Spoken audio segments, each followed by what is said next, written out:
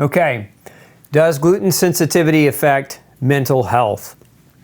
This is a huge part of gluten.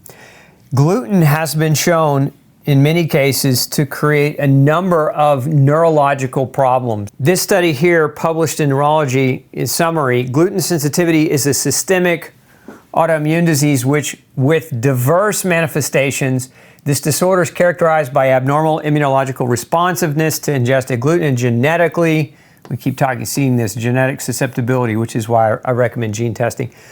Although neurological manifestations in patients with established celiac disease have been reported since 1966, that earliest study was actually mental disorder, schizophrenic-like behavior. It was not until 30 years later that in some individuals gluten sensitivity was shown to manifest solely with neurological dysfunction, neurological damage to the nerves. Remember, your brain is a big nerve, right? So furthermore, the concept of extra-intestinal presentations without gut damage, which is what enteropathy means, has only recently become accepted. So this is, again, a summary from Dr. Hajivasulu and his team at Oxford. These guys have been researching the neurological implications of gluten exposure for decades. We also have some other very interesting articles here to share with you.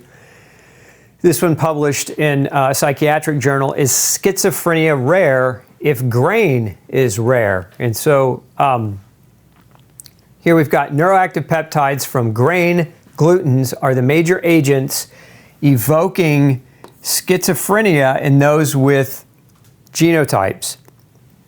When these people became partially westernized, so what this study did is it was very interesting, is it looked at indigenous peoples off in Papua New Guinea, as well as Malaya and Solomon Islands, and they found that these individuals, when they were partially westernized, meaning when grains were introduced into their staple, into their diets as staple, especially wheat, barley, rye, not wheat, barley, rye, wheat, barley, beer, and rice, the prevalence reached European levels, meaning that there's a certain percentage of the population that has schizophrenia and schizoaffective disorders.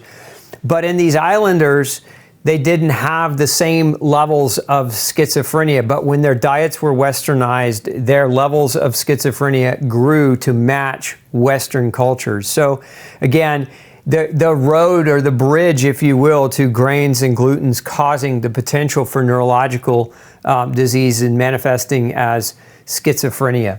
So you see the summary here.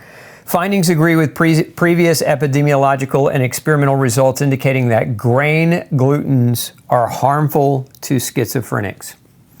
And then we have more research on mood disorders. Mood disorders and gluten, it's not all in your mind. This was a systematic review and meta-analysis of multiple studies. You can see 3 randomized controlled trials and 10 longitudinal studies with 1,100 plus patients were measured, and you can see a gluten-free diet significantly improved depressive symptom scores in gluten-free diet treated patients. You can also see here our review supports the association between mood disorders and gluten intake in susceptible individuals. The effects of a gluten-free diet on mood in subjects without gluten-related disorders should be considered in future research.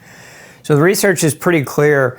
People going gluten-free have profound impacts on mental disease and mental disorders.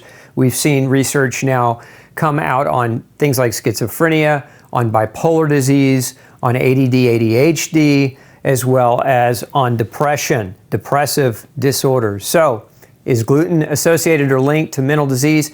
You bet, absolutely it can be. And again, we'll put up a link for more information on how gluten causes brain inflammation directly through damage to the gut. So that gut-brain axis and gluten's association with disrupting it.